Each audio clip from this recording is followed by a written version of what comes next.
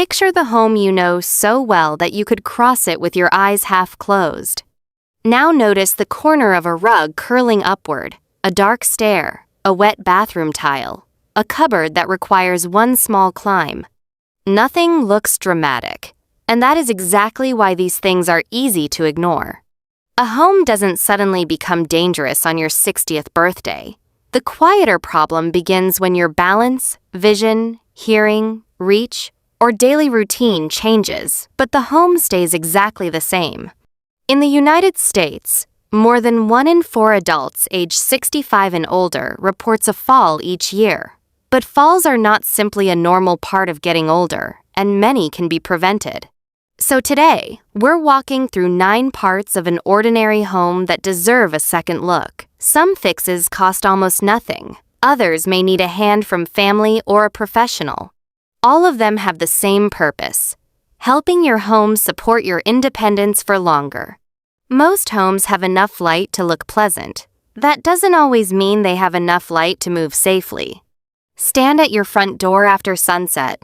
Can you see the keyhole without using your phone? Can you see the first and last step of every staircase? If you wake at night, is the route from your bed to the bathroom clear before you take the first step? The simplest improvement may be a brighter bulb, a reachable bedside lamp, or a motion sensor nightlight. Place switches where the walk begins, not where you hope to arrive. Good lighting is not decoration. It is information. It tells your feet where the floor changes, where a step begins, and where an object is waiting in the dark. The little rug beside the sofa may have been there for 20 years. Familiarity makes it almost invisible. Walk through the house and look only at the floor. Remove or properly secure loose rugs. Move cords, shoes, baskets, and pet toys out of your main routes. Pay special attention to transitions.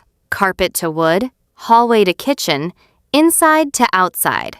A small change in height or texture can catch a foot that is moving on memory. This is not about making a home empty. It is about giving every object a place that is not under your next step. Stairs become risky when they hide information. A shadow hides an edge. A patterned carpet hides the shape of a tread. A missing handrail removes the thing your hand expects to find. Keep stairs well lit and clear. Repair loose boards and worn coverings. If edges are difficult to see, mark the first and last step with clear contrast. Where possible, install secure handrails on both sides. Then try a small test. Carry nothing. Walk up and down while using the rail. If you normally carry laundry, shopping, or a hot drink on the stairs, the problem may not be the staircase alone. It may be the routine. A basket can wait. Your free hand should not have to. The bathroom combines hard surfaces, water, tight spaces, and movements that require balance. Yet it is often the room people are most reluctant to alter. Start with grip. Use a properly secured non-slip surface where the floor becomes wet. Install grab bars beside the toilet and in or near the shower or bathtub. A towel rail is designed to hold towels, not a person's full weight. Check whether the shower entrance is awkward or soap requires twisting and reaching. A stable shower seat or handheld shower head may help, but the right setup depends on the person and room. If you are unsure, an occupational therapist can assess how you actually move through the space. That is more useful than buying a random product and hoping it fits. And here is the important counterpoint. A safer bathroom does not have to look like a hospital. Good design can be warm, simple, and discreet. Safety should protect the feeling of home, not erase it. Look at the objects you use every week. Plates, towels, cleaning supplies, winter clothes, the heavy cooking pot that somehow lives on the highest shelf. Move frequently used items between knee and shoulder height. Put heavy objects lower than light ones, but not where lifting requires a deep bend. Use pull-out shelves or baskets where helpful. The goal is to remove the sentence, "I'll just stand on this chair for 1 second." That second is not worth protecting an old storage habit. The kitchen is full of small divided attention moments. A pan heating, a telephone ringing, a cupboard open, and something on the floor that needs wiping. Keep the area around the stove uncluttered. Turn pan handles inward where they cannot be knocked. Avoid loose sleeves near an open flame. If you sometimes forget that something is cooking, use a timer every time, not only when a recipe asks for one. Keep a stable place to set down a hot or heavy dish. Clean spills without rushing onto a wet floor. If reaching controls or cupboards is uncomfortable, rearrange the area before discomfort becomes improvisation. A safe kitchen is not one where you stop cooking. It is one that makes cooking easier to finish well. Independence does not begin in the living room. It begins at the pavement, the garden path, the garage, or the first outdoor step. Check for cracked paving, raised thresholds, slippery leaves, and dark corners. Give outdoor steps a secure rail and keep parcels and bins out of the route. Decide who will clear ice or snow before it arrives. Then look at the door itself. Can it be opened while carrying a small bag? Is there a shelf or bench where you can put something down? Can a visitor be seen or heard clearly? The entrance should not test your balance before the day has even started. Some dangers cannot be seen or smelled in time. That is why working alarms matter. Smoke alarms should be placed on every level, outside sleeping areas, and inside bedrooms. Carbon monoxide alarms should be installed on each level and outside sleeping areas, following the manufacturer's instructions and local requirements. Test alarms regularly and replace batteries or units as directed.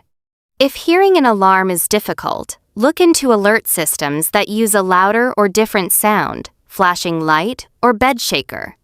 Then make a simple escape plan. Which exit would you use at night? Can a walker or wheelchair pass through it? Who would need to know that you may require help? Keep a phone, glasses, a light, and essential contact information easy to reach from the bed. An emergency plan is not pessimism. It is a decision made calmly, before a stressful moment tries to make it for you. The final fix is not a railing or a bulb. It is the system connecting your medicines, your health, and the people who can help. Some prescription medicines, over-the-counter products, and supplements can cause dizziness, sleepiness, confusion, blurred vision, or changes in blood pressure. Do not stop a medicine on your own. Instead, keep an updated list and ask a doctor or pharmacist to review everything you take, especially if you have felt unsteady or have fallen. Keep emergency numbers, your home address, and important medical information where they are easy to find. Choose 1 or 2 trusted people who know how to enter the home if you ask for help.